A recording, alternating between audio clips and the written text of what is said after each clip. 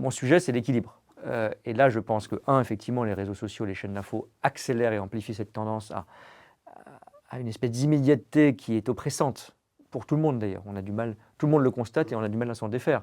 Un ministre aurait envie de passer du temps à faire, par exemple, pour les transports, un grand plan pour le ferroviaire, et puis vous êtes rattrapé par une actualité, il y a de la neige au bout de la France et on vous demande une réaction.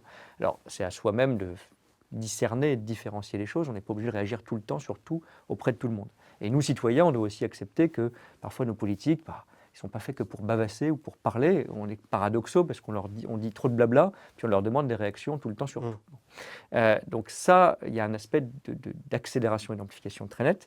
Et puis, la différence, je pense, c'est entre les politiques qui pensent que la communication, c'est important, c'est noble et nécessaire, mais c'est une partie de l'action, et probablement une partie minoritaire, puis ceux qui ne font plus que ça.